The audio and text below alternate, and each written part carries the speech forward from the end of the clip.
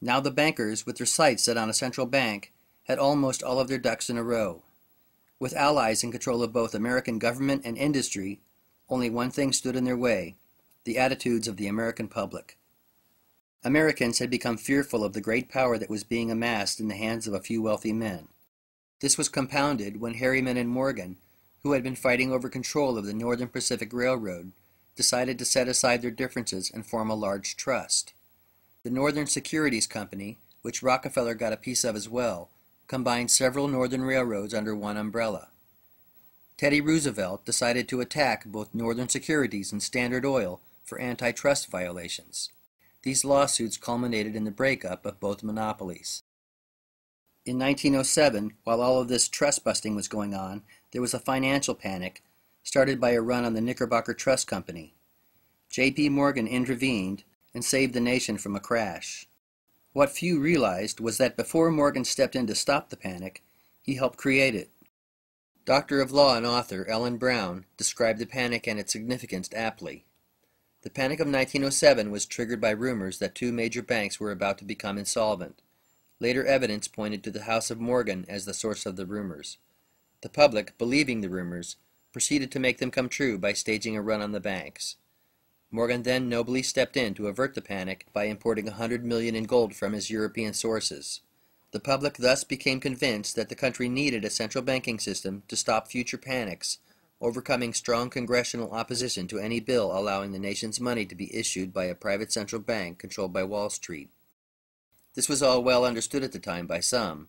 In 1913, House Representative Charles Lindbergh Sr. stated into the congressional record, "The money trust caused the 1907 panic and thereby forced Congress to create a National Monetary Commission." The National Monetary Commission was formed to study ways to stabilize the U.S. financial system. The commission finally made its recommendation after traveling around Europe for 2 years on the country's tab. What the country really needed was, can you guess? A central bank. Which is no surprise. The commission's leader, the powerful senator from Rhode Island, Nelson Aldrich, held shares in New York's biggest banks. His daughter Abby married John D. Rockefeller, Jr. Yes, Nelson Aldrich was David Rockefeller's grandfather. What about Teddy Roosevelt? Where did his loyalties lie?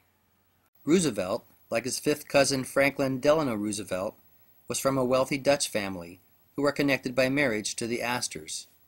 The Roosevelt, Delano, and Astor families literally intertwined like threads in a rug. Like the Astors, the Roosevelts held large tracts of land in Manhattan, which Teddy's great-great-great-great-great-grandfather, Claus van Roosevelt, purchased back when New York was still a Dutch colony. Roosevelt was known to be a Morgan man, was friends with Edward Harriman, and had accepted campaign contributions from Rockefeller. Both Roosevelt and his longtime friend and Secretary of State, Elihu Root, helped further the agenda of the money trust in many ways. So if Roosevelt was on the side of the bankers, why did he attack Standard Oil and Northern Securities? There is only one reasonable explanation. It was a ploy to allay public fears. It convinced the nation that the politicians were on the side of the people and that the power of the monopolists had been checked. Nothing could have been further from the truth. Rockefeller was hardly inconvenienced by the attack. The 34 small pieces the Supreme Court broke Standard Oil up into were still Rockefeller-controlled companies. The family's stock values doubled with the restructuring, and 4 of those new companies would later become Exxon, Mobil, Chevron, and Amoco. I don't think Jefferson, who rallied against central banking at America's inception, or Lincoln, who tried to free the American people from debt-based privately issued currency, or Washington, who warned against unnecessary wars and foreign entanglements, are much too happy to have Teddy Roosevelt sitting up there with them on Mount Rushmore.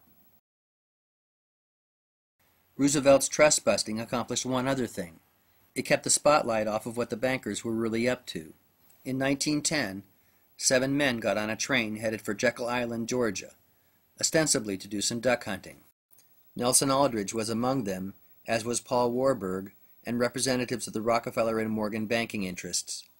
Also there was Abram Andrews, the Assistant Secretary of the Treasury. The men took precautions to ensure complete secrecy and referred to each other only by their first names. Over the next 10 days, they hammered out the details of what would become the Federal Reserve System. The proposal was originally introduced in Congress as the Aldrich Plan, but was shot down. Paul Warburg rewrote it under the name the Federal Reserve Act, which Senator Aldrich publicly opposed to try and fool the other congressmen. The two bills were essentially the same. Lest we forget who was ultimately behind this, an agent of Brown Brothers, Colonel Elisha Garrison, wrote in his 1931 book, Roosevelt, Wilson, and the Federal Reserve Law.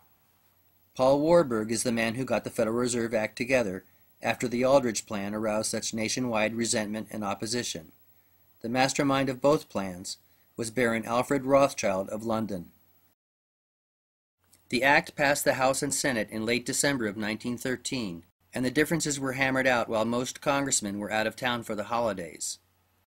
It is debatable whether Woodrow Wilson, who signed the bill the next day, fully understood the nature of what he was a party to, or if he was simply a puppet. Certainly, Colonel Edward M. House deserves much of the credit for Wilson's cooperation.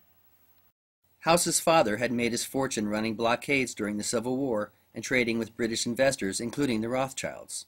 Colonel House was solidly in the inner circle of the money trust and was Wilson's most trusted advisor, maintaining a residence in the White House. Woodrow Wilson signed the Federal Reserve Act into law on December 23, 1913. Jacob Schiff sent a letter to Colonel House, thanking him.